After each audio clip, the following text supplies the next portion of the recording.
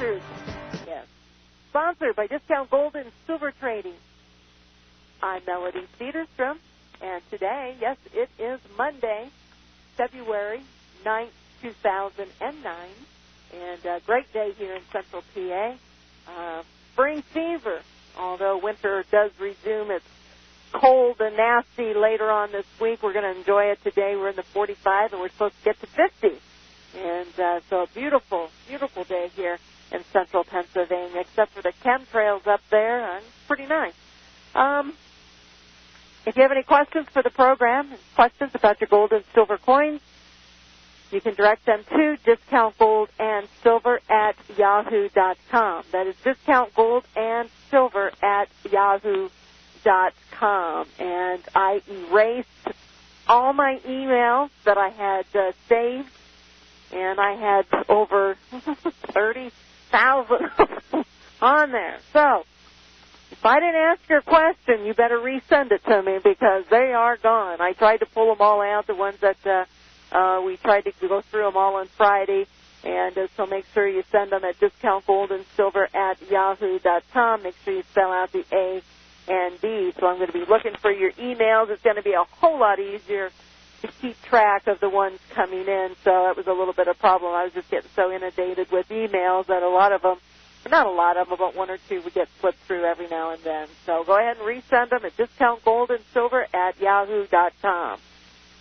My computer's a whole lot faster when you eliminate 30,000 emails. Anyway, gold today, it's $14.40 at $8.98. We have silver. These are spot market prices, down 26 at $12.90. We have platinum down $10 at $9.95. And we have palladium down 4 at $2.12. And a lot of you picked up the special on the Mint State 61 $10 Liberties. It was a great buy. And this message is going out for my late night listeners. You can always get the special. Just call me, and if prices go up, we can adjust it accordingly. And the same way as if prices happen to go down, we'll adjust it accordingly. The special was really adding the Silver Eagle, the free Silver Eagle in there. So don't hesitate to give a call. You can always call, leave a message on the recorder, and if we don't get back to you on the weekend, we'll give you a call first thing Monday morning. So you can also, if you have our address, and you can also just send us a check, and we'll send you out an invoice. Just tell us how many you want and figure it up, and as long as prices haven't changed, we can do that too. We're easy to work with here. So just give us a call at 800-375-4188. We have Robert Chapman from the International Forecaster, editor and publisher, joining us today. And we always look forward to having Bob on the program. Good afternoon, Bob. Good afternoon, Melody.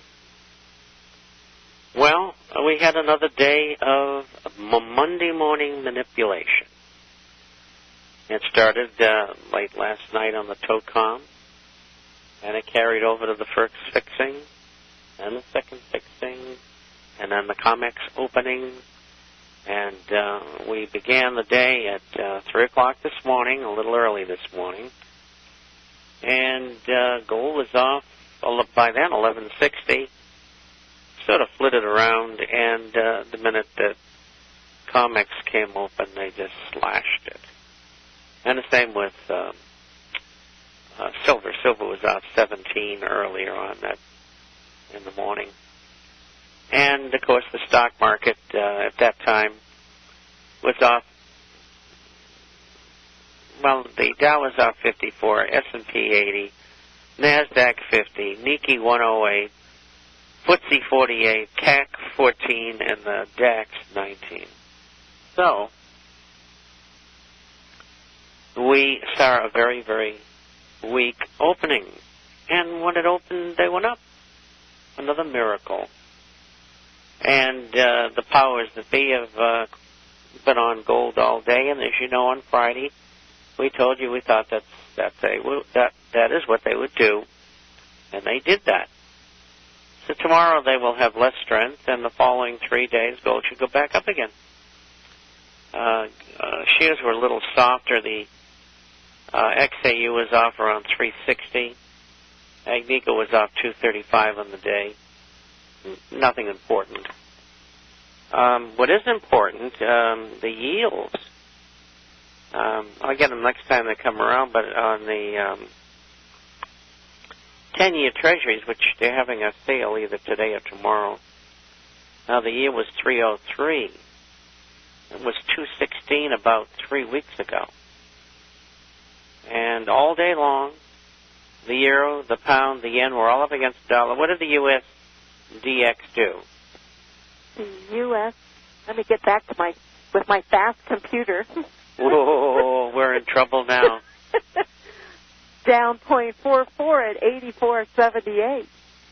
No, that's not very much. It was a little bit lower earlier today, and it came back a little bit. But that's okay. We're under 85, and I think that's important. I don't want the dollar to crash, but it's going to anyway. But it's going down. I'm not saying it's going to crash. It'll go down as we go along. The 2-year was 103. It traded as high as 0.70 about 3 weeks ago. And I keep these prices morning and close to refer back to. So I got a pretty good handle on what's going on as far as the progression of prices one way or the other. And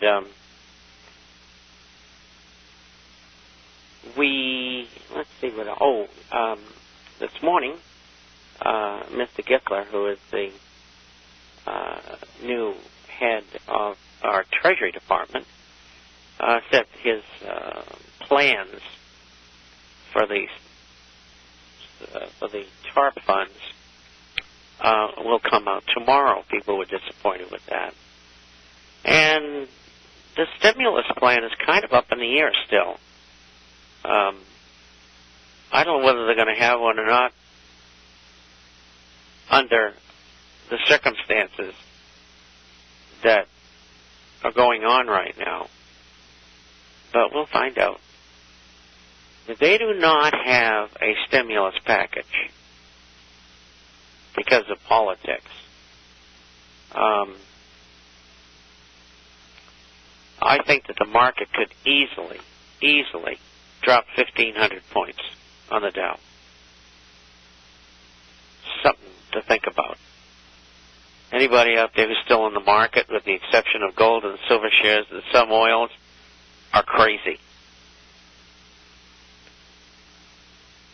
We've been telling everybody this from 14,100 about a year and a half ago, and too many people didn't listen. And you know, I still get harassment from these banks and money managers. We got a lot of people out between 12,500 and 14,100. These are usually newer people coming in that has these portfolios. And